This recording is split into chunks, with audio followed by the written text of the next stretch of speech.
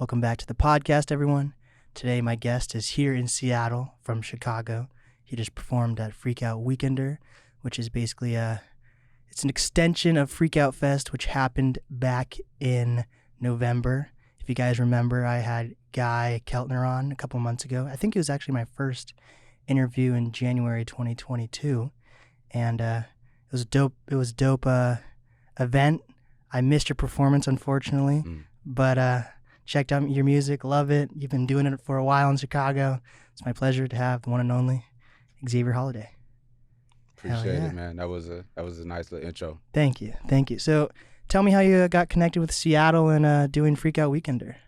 So I actually was at the first Freakout Weekender ever. Oh, wow. So like damn near 10 years ago now. Holy shit. So and at that time it was super grassroots. Like I performed at a Haitian restaurant to like 5 people, dude. Like it was just getting off the ground, but it was still super cool because like I'm the type of person, I don't care how many people there. Like I'ma still rock out. Like I'm at the House of Blues United Center. You know what I'm saying? So how I got connected with it is I had moved to New York a few years ago, and one of the people I was working with that was like helping me with my music shit out there, he had a buddy who went to school with another guy from Seattle.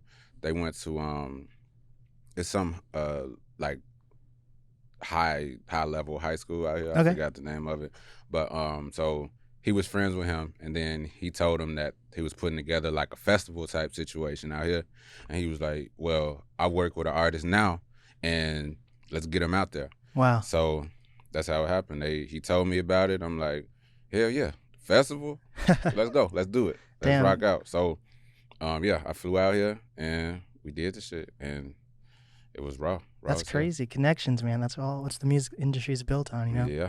So is this your first time performing back in Seattle since then? Yeah. Wow. Yeah. So like, and everybody that I met yesterday and like the whole time I've been here, they've been like, so you come out here often? And I'm like, well, right now I'm averaging 1 visit per decade. So I'm gonna try to, put some more, make it a little bit more frequent, cause I like Seattle. Like I fuck with the vibe out here. Yeah. And I'm a mountain loving dude too. So like I like mountains. I like bodies of water and shit like that. Did you go hiking ever? I haven't yet, Oh. but I'm not against it at all. Like I'm into like nature shit like that. So that's crazy. You've basically seen the evolution of Freakout Fest. Yeah. And that's what everybody keep telling me. They're like, well, it's changed a lot since you've been here. Yeah. And I'm like, yeah, I could tell. That concert venue you guys performed at, that's brand new. I think 2022. Yeah, brand spanking new. Yeah. Yeah. It's you been there yet? Yeah. The new one? Crocodile. It's nice, dude. Yeah, the original one was it was very grungy. You know, this one's like each room has its own different aesthetic. It's there's like how many different bars in the fucking venue itself? At least 4. Yeah. I saw at least 4. Yeah. And then it's still more shit like on the top floor. And there's a hotel too in it. Yeah. Apparently somebody told me it used to be a brothel. Oh shit. Yes, but they like repurposed it and like redid everything, renovated everything, but it's beautiful in there. Damn. Wait. So brothels are legal, or are they illegal? I don't even know how that works. Like I think it was like way back in the day type shit. One of my homie Nate that I'm staying with, he told me like he's a historical guy, so he knows the history of Seattle to a T. So he told me this story about how Madame Lou is her name, and she ran a brothel up there, and it was for like the sailors that would come into the port, and on their way passing through, they looking to have fun. They want to have, pass the time. You feel me? So they want something pretty, something soft to rub. So that's what they were doing up there. Well, that makes sense, Madame Lou. What else would you be doing? Exactly. Exactly, man. Damn, that's very interesting. I also learned when I was at Freakout Fest on Friday. I don't know how true this is, but some local Seattle people told me, so I'm guessing they've been around, right? They said that like Chicago mob used to own Seattle in like the 70s or something like that, before there was like a crazy bust. So I believe it. Yeah. Like as you know, like Chicago, like we Yeah, known man. for getting shit done. To make a long story short, so Yeah. I wouldn't. It's not surprising to me if that's true. So what's it like performing in Seattle? Like for Seattle artists that are in hip hop, it's kind of hard for them to cultivate an audience because people blame it on gentrification or the demographics here, right? But when whatever artist comes on tour to Seattle, it seems like those fans freak out for them. But when it comes to like the local scene, it's not really the case. How was it for you performing that in Seattle? Every time I come here, it's love. Like, love, bro. Like, and I just think if it's, I try to compare it to like being a chef and like going into a kitchen. Like, for the most part, you trying to accomplish the same goal. Whatever city you in, a kitchen is there so you can make food. But it's up to you how you use your seasonings. It's up to you what type of techniques you use, and you want to bake it, you want to saute some shit, you want to fry it. It's up to you. Yeah. But you have to tailor that to whatever kitchen you in, and you got to work with whatever tools you got that's there. But so when I'm here though, I know what I have to do in order to like get people engaged, because you got to be realistic too. Like, you not a multi-million-dollar artist yet, you know? So when you come out, you got to treat the show like it's the House of Blues. Like, you performing at the United Center. Like, you performing at, what's y'all football stadium? Oh, fuck. Is it CenturyLink now? Or they keep changing. They changed it, right? There's like T-Mobile Park. There's whatever. There's so, they've gotta changed treat it every like single you venue at here. an arena. You know what I'm saying? So I'm an out-of-towner, but when I come, like, they fuck with me. Yeah. So I don't know. You That's just awesome. gotta treat it like it's your last show. Treat it like it's a big fucking deal, and the people gonna feed off that. Yeah. So Are you big into bands at all? It's kind of interesting. There was like some hip hop artists sprinkled in, but it was mostly like bands. How was that for you?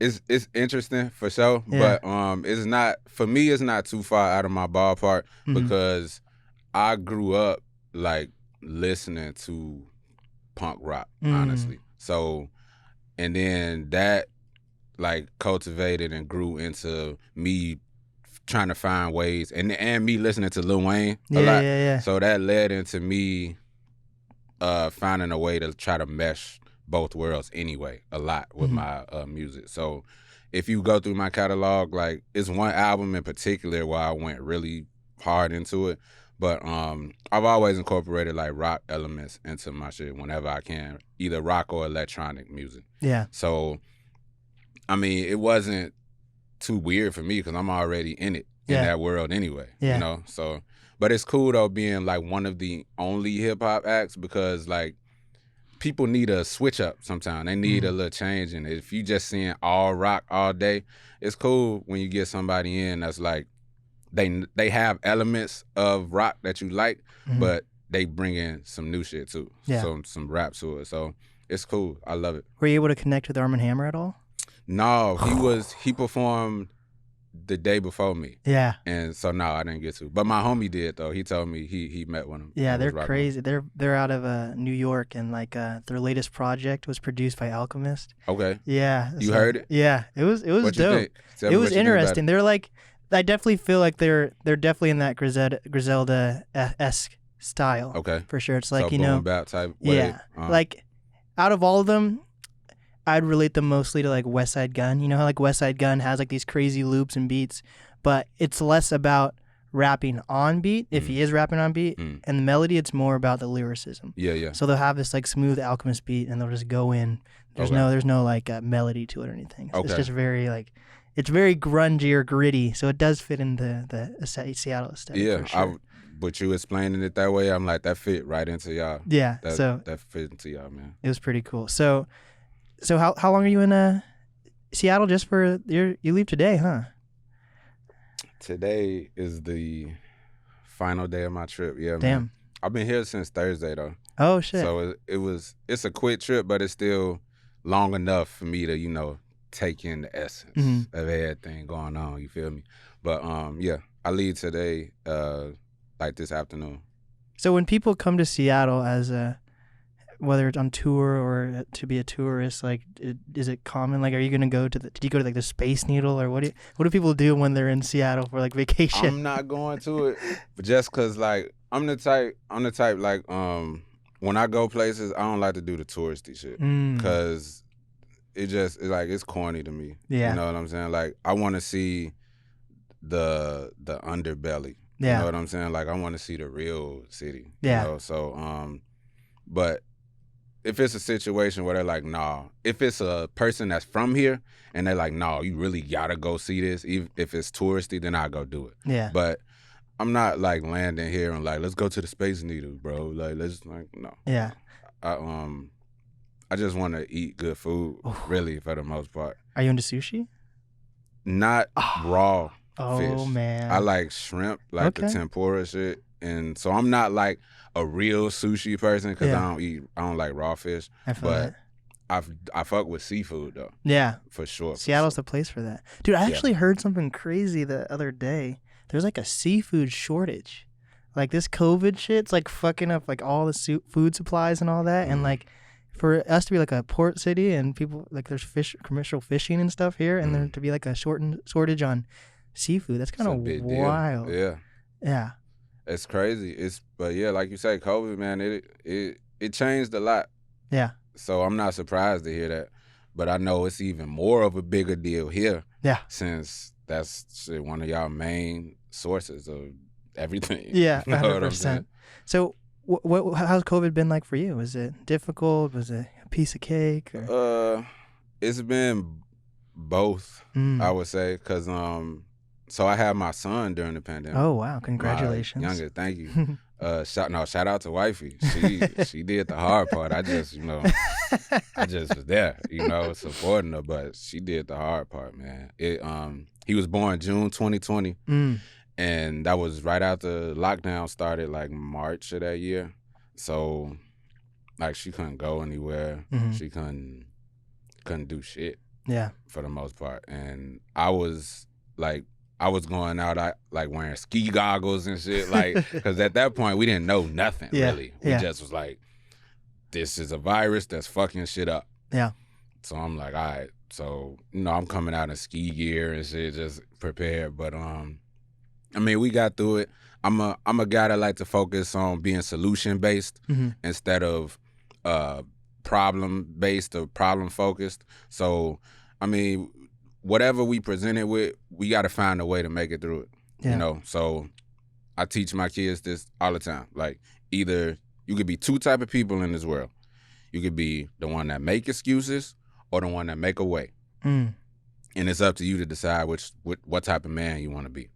And so we made it through. It wasn't like, I won't say it's easy, but it's definitely, it makes it easier when you with somebody that like cares about helping you grow and that waters you.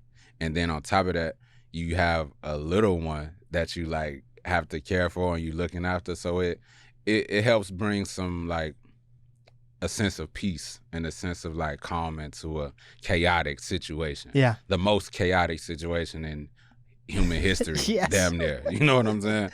So, but yeah, it was definitely interesting. And then I still was recording too at home though. I got a home studio. Hell yeah. A little setup, and it helped get me through it for sure. Was wearing ski goggles weird in Chicago, or is that kind of a cool Not fashion really, thing? because like I'm the type, like, I like doing shit that I like doing, and I don't really care what it look like to whoever. Because most of the time how the cycle goes is when you're an outlier, initially people look at it and they're like, what is this guy doing? What is this nigga doing?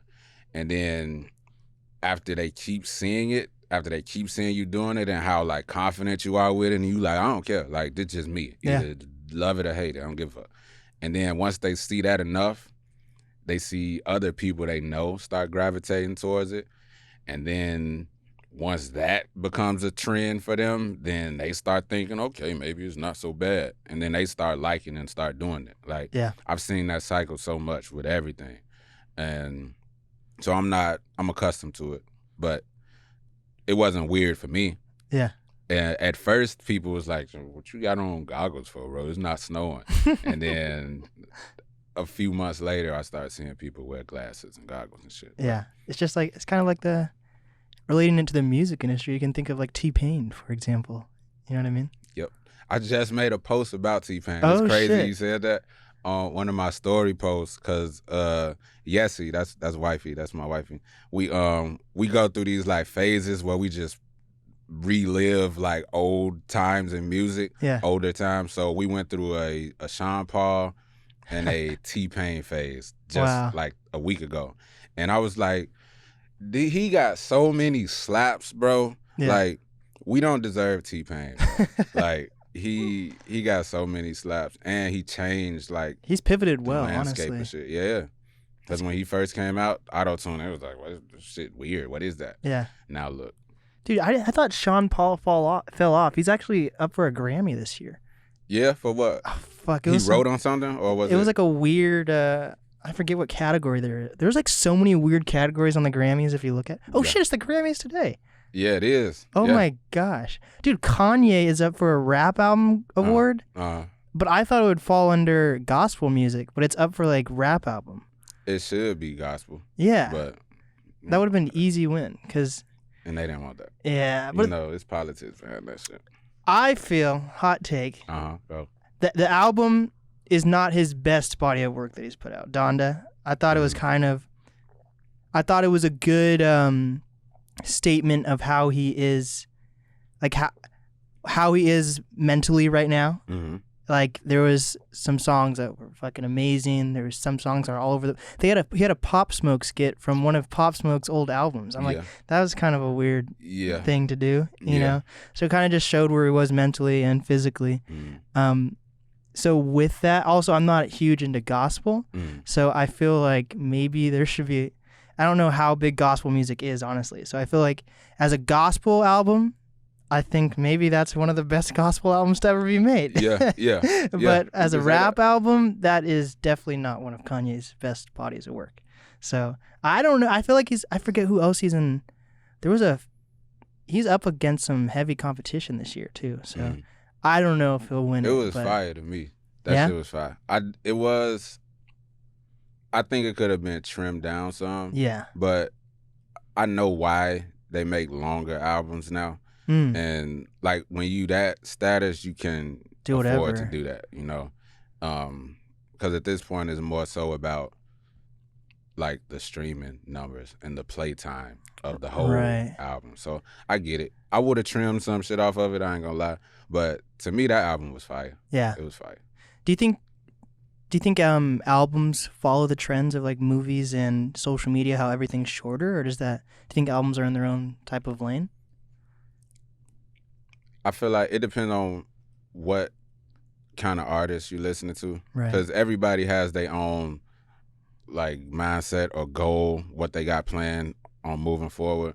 So I don't think they follow movies in that way. It just, whatever they had in mind for that particular span in their career, I think they're gonna move more towards that. Yeah. There is something special about like a 20-minute album that has like 7 songs or something, and each song is so good that you're like, fuck, I want there to be more. There's something that's special about that. But then on the other hand, you got some people that's like, that was too short. Yeah. Like, this shit was so fire. Why he only give us this much? Yeah. So again, it's just your perspective, how you feel about it. Because some people like the very concise, to the point, 20-minute joint where it's all cold as hell. And then some people, they like it, but they like, you didn't give me enough. Right. You know, so.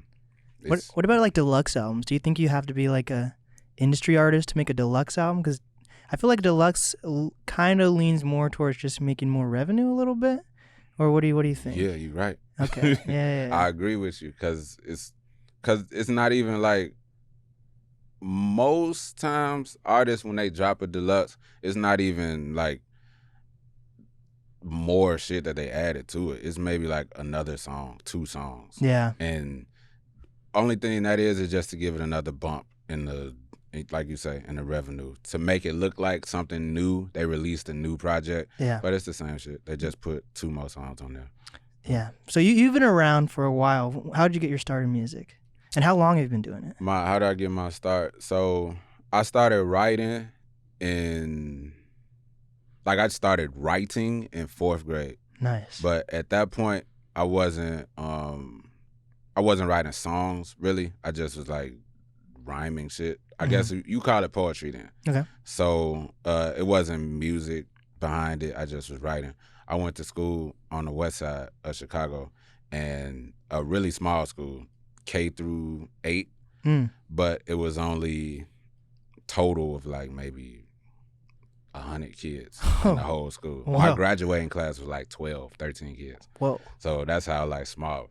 And it was a Christian school, which is funny because it was in the middle of the hood, like the middle of the shit. Like the Austin neighborhood is like consistently like the highest in crime or in Chicago. And that's where my school was. But it's funny that it was like a Christian school.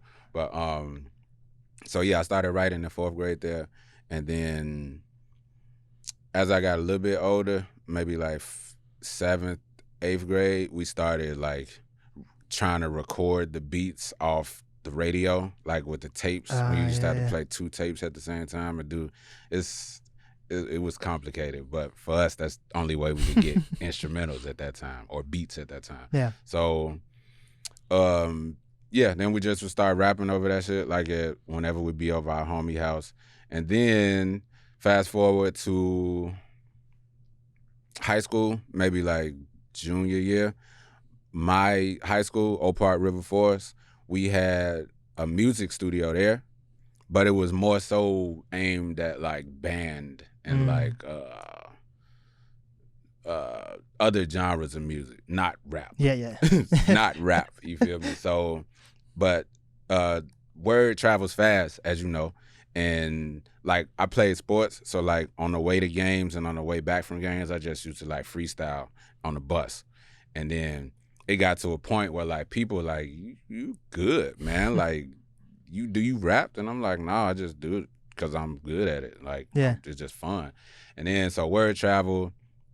Somehow one of the music teachers heard about it, and one of my homies who was there, Matt, who does like production and like film and shit, and so like with scoring stuff at school, they would use that same studio. So he told him, Matt reached out to me, and then I was one of the first people they let rap in that studio, which is like a big deal for that school, because that like people weren't just coming in the studio and rapping. Like you either are doing a voiceover for a school like commercial or a school project, and that's it. None of that. But yeah, and so I started there too, and at that same time outside of school, I had friends who like had access to studios, so I just started rapping, and then it kind of just happened naturally, like organically, because the more I put myself out there, the more people that heard it, and the more people they told, and then it just grew. The legend grows. Yeah. So, and now I'm here flying across the country to do paid gigs. So, hell yeah. Wait, how far away is Chicago from Seattle? Like, how long is that flight? 4 hours. Okay, that's not terrible. I've had worse. Yeah. But yeah, it's 4 hours. Nice. So did you have to like walk to school when you were in elementary school, or was it like crazy getting to school, or how was that? So I live not too far away from my school, fortunately, but I always got dropped off because it wasn't close enough to walk at all from home. So either my OG or my dad dropped me off. Damn. And picked me up every day. So I'm just trying to paint a picture like how crazy it was. Was it like, because Seattle, we got some pockets that are, dangerous, I guess, but like we're in the middle, we're in the fucking corner of the United States, and just like a little bubble. We're kind of happy here, Yeah, that's a good place to be though. It's like y'all do y'all own thing. Yeah. And like y'all not afraid to be inclusive, and I feel like it's damn near, correct me if I'm wrong, because you a native, but I feel like it's kind of always been that way. Right. Like the vibe out here is more so on some just be yourself. Yeah, 100%. You know what I'm saying?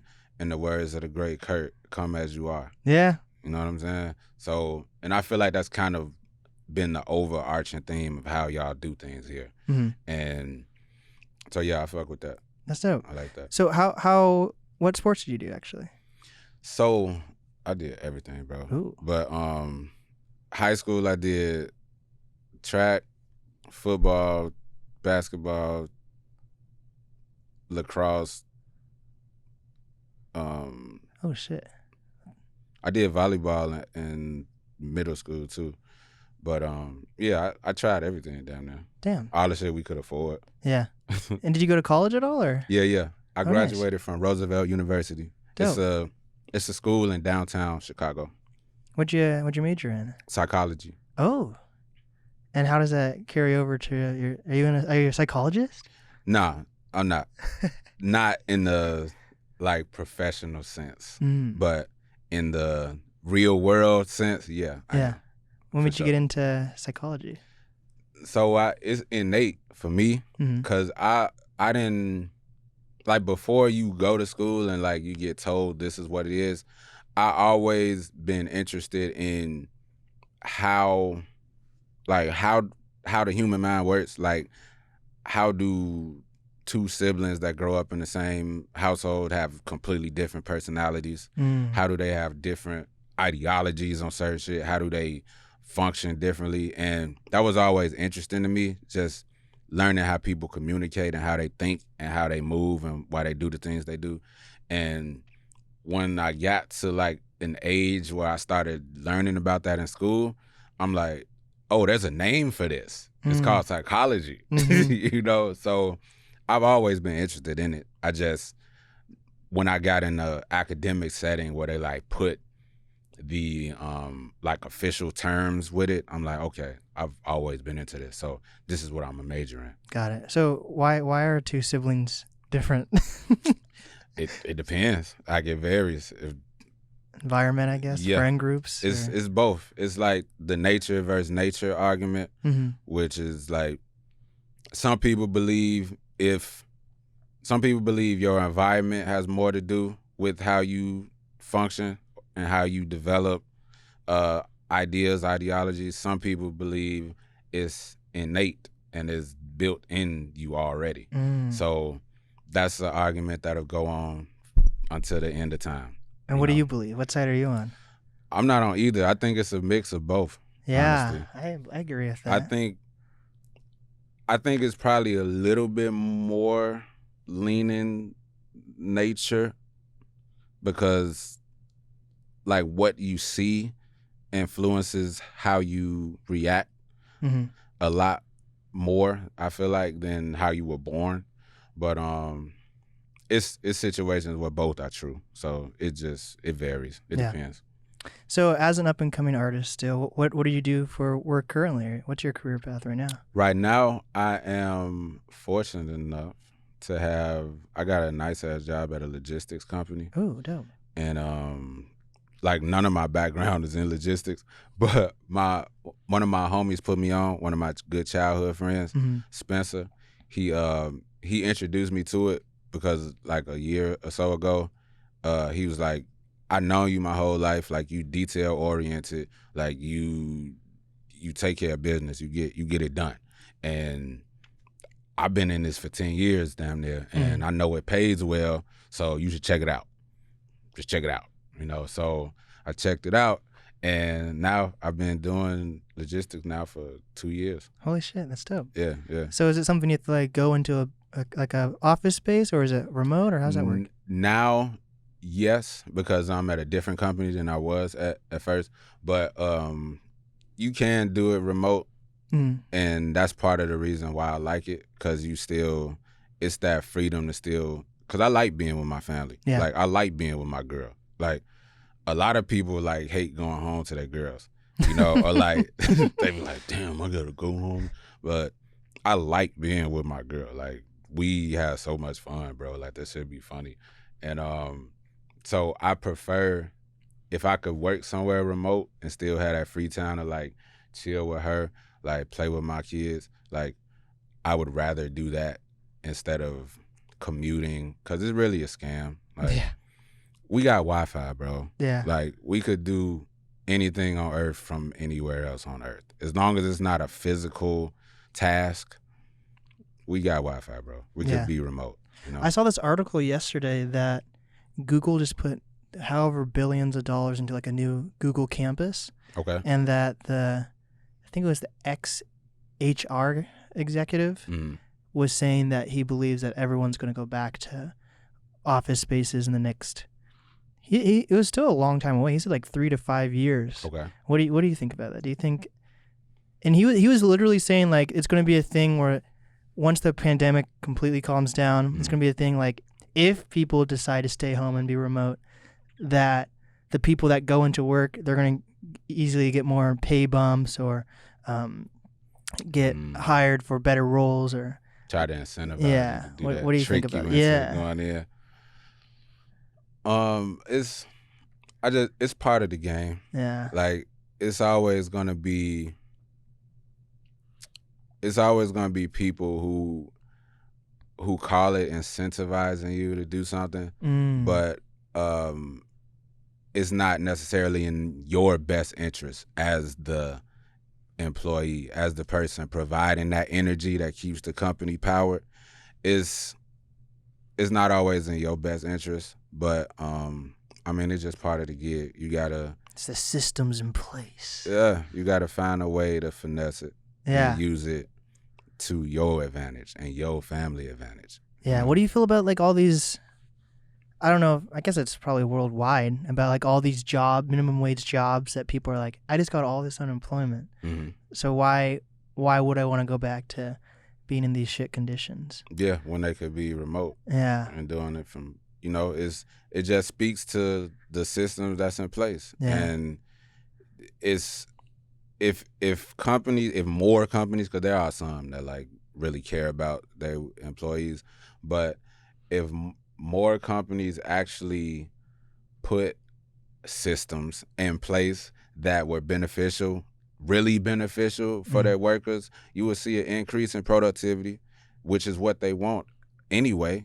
You want an increase in productivity, increase in revenue, increase in market share. That's what you have the business for. You're not running it to lose money, to be hemorrhaging shit. Like, that's not why you're running the business. So if they put more systems in place that benefited you, you wouldn't have people who would rather get unemployment because they could still they still have a work-life balance where they could still do stuff at home with their kids. They could still, if they want to go fly kites, whatever people do, parasailing. I seen people parasailing out here. That shit, wow. Yeah.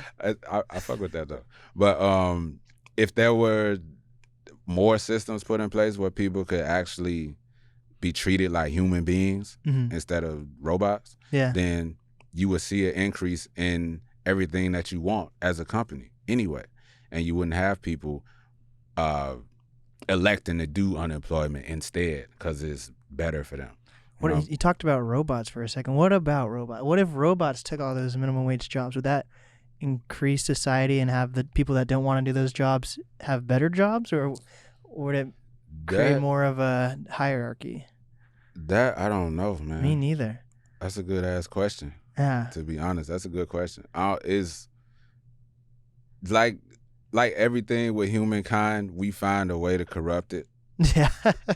Greed corrupts it in some kind of way. So it probably initially would be cool as far as like productivity and like efficiency, because one, the big wigs at the companies, they looking at it like, okay, well, this robot will never call in sick.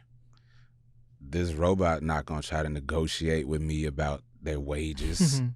They not gonna have new ideas and try to tell me what I'm doing is not best for them. So, and they're more efficient too. Yeah. They could keep going and they never gonna get tired, So initially for them, that would be good. But we always find a way to corrupt something as humans. So I feel like losing that like soul and like that sense of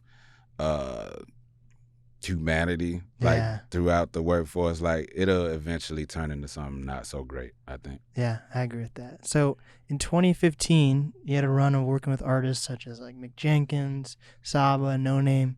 How did those connections come to be? Was it more that, because I feel like I was talking to Femdot and there's like, yeah, I guess that was the best way to describe it. It was like, there's one Chicago music scene, but within that scene, there's different tiers of artists because there's so many people that are just from like Chance the Rappers, and then maybe a little bit below would be like a No Name, and then there's like the Sabas and the Sminos and all those guys. So do you feel like you're working with them when they were coming up and maybe in the same circles as you, or how did those connections come to be? So the crazy thing about that is I never was like a clique guy. Like I never was cliquey with all the people you name. Like I've run across all of them, but I never was like trying to be cool with them. You know, it always happened organically, you know, because I'm the type, like, I just move how I feel is fit. And then if you rock with me, then love. Like I got this phrase like love all, fear none. You know? So I just always move to my own beat, and then word of mouth, people talk, shit travels, and that's how I got connected with them. It was on some Pivot Gang, his homies, they grew up in Austin too, in the Austin neighborhood, the one I talked about earlier. And little did I know, unbeknownst to me, I used to run across them a lot, like when I was younger, like just going to like parks or hooping or something, or maybe like playing football, dead man pickup and stuff like that. But we didn't know each other did music. We just were like kids just running the streets. And then when we got a little bit older, I started like seeing, this was when Twitter was like a big deal, like for real. And I would like be seeing them, and I'm like, I know them. I know him. And then like word travels, and then like they saw I do music, and then like we just maybe retweet somebody's shit or like say something like this song hard. Yeah. Like come to the studio. And then like that's how that happened. And then being in Saba's studio, being around them and recording or just watching they process, you get to see how much of a hub that he really had at his spot. Yeah. And so that's how I linked with No Name, because like she would be coming over there recording too. And that's how I linked with like people like Mick Jenkins. He was linked in with Saba too since early. So they would hear me on a song with Saba, or like me working with him, and then they're like, oh, I haven't heard of him before, but he hard. So that's how it happens. And you have a crazy, is it Xavier Holliday like your government name? Yeah, that's my real name. Holy shit, you have a dope ass name. I've been like, oh yeah, I'm about to have Xavier Holliday on. They're like, holy shit, I don't know that guy, but that guy's name is crazy. Yeah, I appreciate it. I didn't like my name for a long time. Yeah. Wow. Until I got like old enough where I just started listening to other people, and they was like, nah, dude, like you should use your name. Yeah. You know? And it's just part of just being honest with yourself. Like I like to try to be as self-aware as I can be, even when it's not easy to. And like I was trying to like abbreviate my name, like take the vowels out for a span of time, like all type of other weird shit. And they're like, just use your name. Like it's strong. Your parents gave you a good name, bro. Like it's strong, it sticks out. Like it sounds like something. So use that. Yeah. And so I use it now. Hell yeah. So how would you describe the Chicago music scene, and what are your feelings towards it? Currently? Yes. Or maybe both. How has it changed also? Because you said you've been around for like 10 years or so. Yeah, I've seen it. I've seen when we first like went global for I would say the second resurgence, because the first one I say would be like when Ye and them first was coming out, like Twista and them, when they was going crazy. I say that was the first like global wave that we made. And then the second one was when Keith and Dirk and them was like coming up, and Reese and Louis and King Louis and them when they was first getting popping. So I saw that, and I saw how that changed the lingo of the United States, of the world. Yeah. Like everybody say op now, everybody say op pack, everybody say thought, everybody say, I could go down a list. Yeah. And just like seeing that we have that much influence, it was crazy to me, because I'm like, this is just how we living. This is just how we talk. This is just how we move. And to see that embraced by everybody and to see it duplicated by everybody, like it just was super cool. And then now, how I feel about the scene, I would say we still moving. Like we still are like a prominent figure in music for sure. Yeah. You don't have to even look far to see it. It's just like Dirk now is the number one or I would say top 5 artists, like as far as whatever metrics they use, he one of them. Yeah. Like Drake reached out to him. Yeah. You know what I'm saying? So we still up there. And then aside from like that tier of what you want to call, you could say drill. Aside from that, we still got people that's going crazy. Like now, as we mentioned, Sabas, you got the Mix that's going crazy. No Name about to start dropping music again. You know, so we still got a foothold on music for sure. It's just what type of music you want to hear, where you want to go. We got it. Whatever flavor you want, we got it. Still. So when you're in Chicago, are you performing a lot, or what's your life like when you're music-wise? Before the pandemic, yeah. I was, hella shows. I fucking love performing, bro. Like I love it. So yeah, I was just trying to book as many shows that made sense and just rock out. Like ain't nothing like that energy. Nothing like it. Yeah. And so yeah, that's what it was before pandemic. And then that put a big stop sign on everything. And then now stuff is slowly like trickling back in and like opening back up. So I'm looking to get back in the performance circuit for sure. Now, since I see that more venues are open to it, and it's more like different precautions and like different guidelines and things people using now. Yeah. But it's opening back up. It's getting back lit. Yeah, so, they had fucking Lollapalooza there, so they got me. Yeah, there you go. So it's time. Yeah. It's time to get back active. So do you have a team around you, or because you've been doing it for so long, is it kind of more like you know how to navigate, or how does that work for you? Both. Okay. Both. I'm not officially like managed by anybody anymore. I was when I was like living in New York. So I'm not contractually binded to anybody right now. But I've learned enough and like seen enough and like grown enough that I know a good deal of how to navigate the landscape and like how to move through these waters, because it could get treacherous. Yeah. Like it could get nasty out here. But you just got to learn how to use what you have seen, internalize it, and then tweak it, finesse it so that it works for whatever vision you got. Yeah. And for me, I'm at the point now where I'm using that knowledge and like applying it and moving forward with it. So and did you? I got homies that do support me for sure. Yeah. So did you move to New York for music, or what was the move for New York for? Oh, yeah. Wow. Yeah, it was. So that story crazy too. Yeah. Cause so I had started, one of my friends, Matt, the guy I had told you about earlier. So he moved to New York because he was working with a company out there that did it was one of the first websites of its kind, like a lifestyle type blog.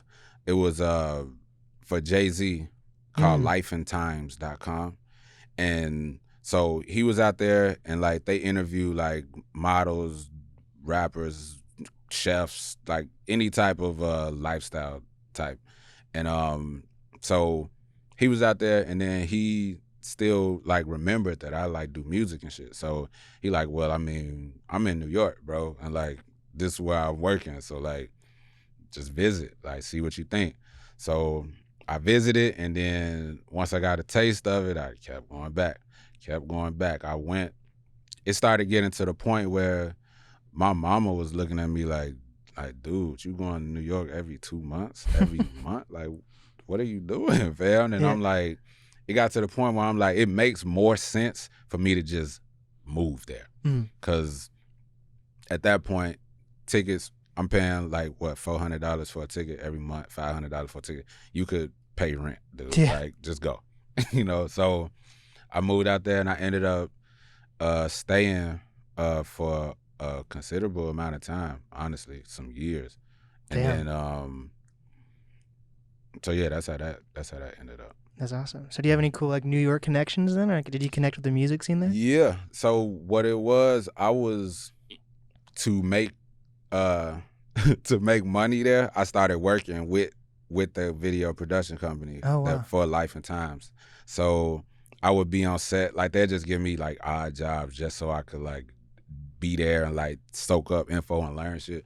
So at that point I jumped out on it was just pure passion and me believing in myself. Because like I didn't have a room, I didn't have shit. Like I was couch surfing. I slept on the floor, like in Harlem, in Spanish Harlem. So like I'm like, I need to make bread while I'm recording, because I need to be able to do something. So yeah, I met and interviewed hella people, anybody from Pharrell to 2 Chainz to I didn't interview B, but I saw Beyonce when she walked past. I saw Jay-Z when he walked past. Hella people, bro. Like the auction houses out there, the art auction. Like I met hella people, interviewed hella people. Is that company still around? Life and I don't think the website is managed as like frequently or like as heavily as it was when I was out there, but I think you could still look up the website for sure. Dang, that's dope. So you're part of the Chicago music scene. You spent time in New York. That's yeah. Oh yeah, and I met Rocky when I was out there too. Oh shit. ASAP. And that's when like right after like Purple Swag and shit had first came out.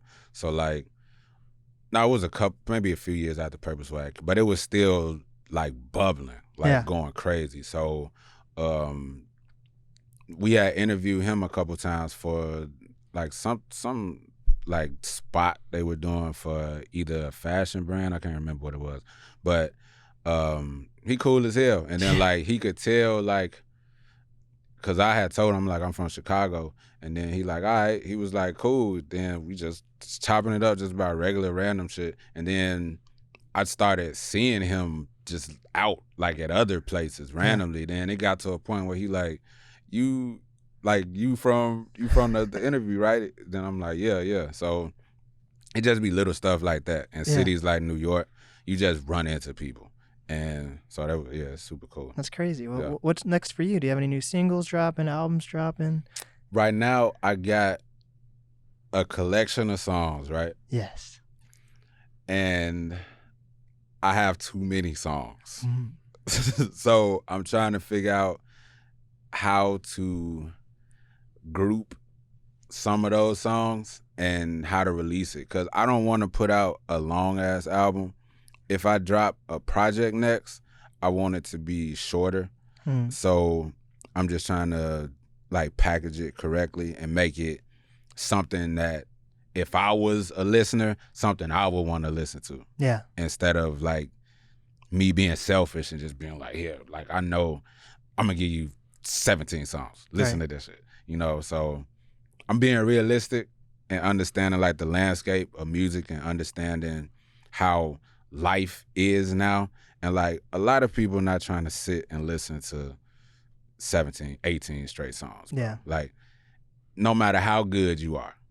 Like when Drake dropped the Scorpion shit, like that's you could say the biggest artist in the world, bro. And do you know anybody that listen to every song on both? Nah. You know what I'm saying? And so, and that's him. Yeah. He really him.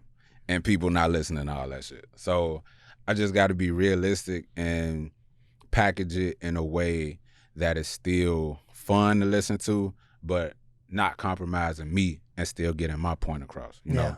So I'm going to be releasing soon. Like I say, I got videos saved up. I got content saved up. I just want to package it the right way. You know? Yeah, what's important to you when you're releasing a project? So you're talking about packaging. What goes into that packaging for you? I like, for every project I drop, I like it to be like a time capsule at that point in my life that the listener can jump in and like go for a ride with me. I like it to feel like a landscape. Like, you know what I'm saying?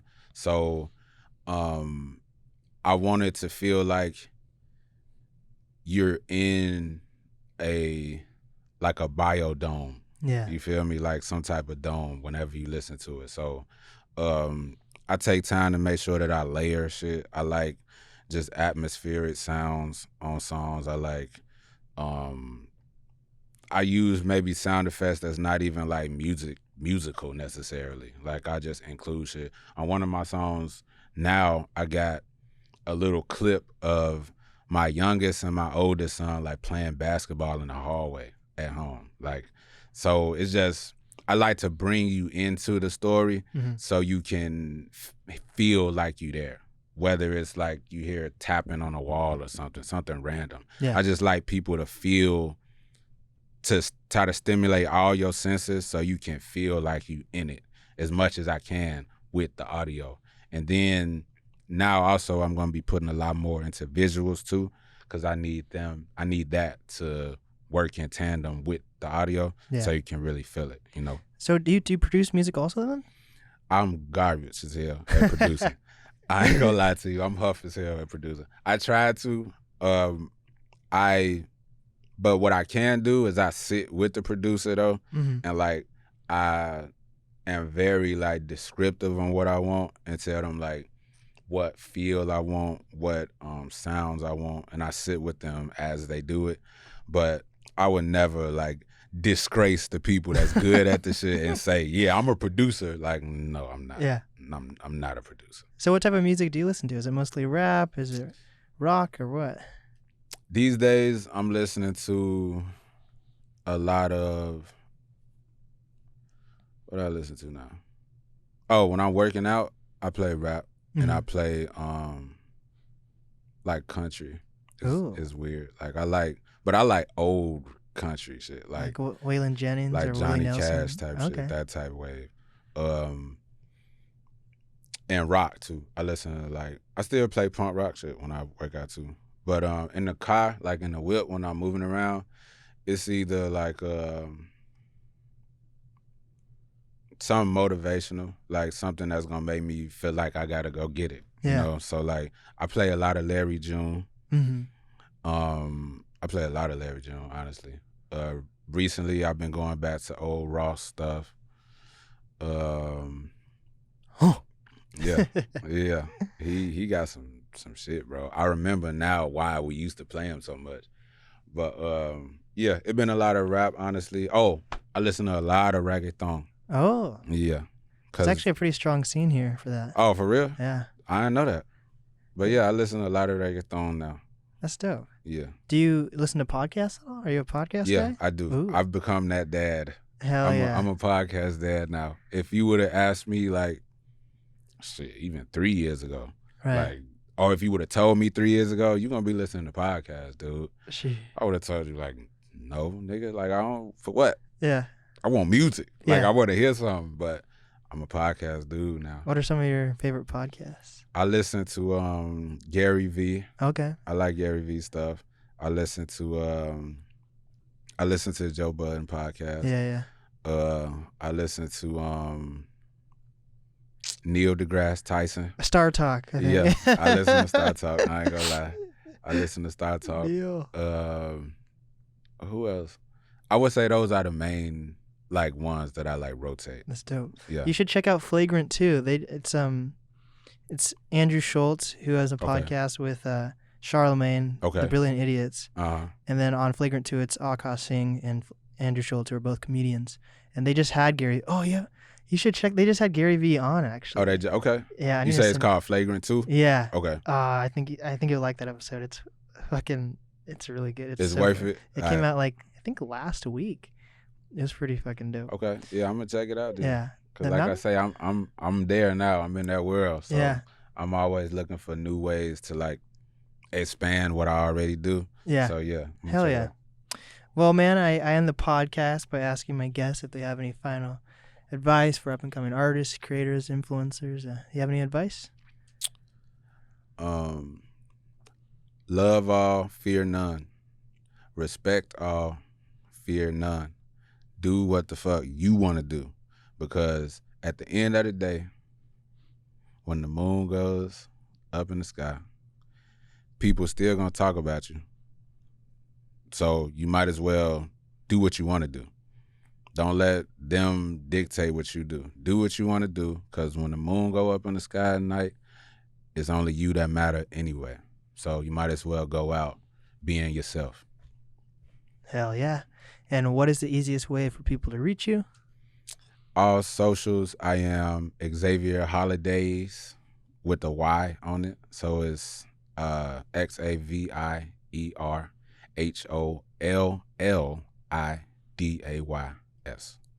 Hell yeah. This has been the NAST podcast with Xavier Holliday.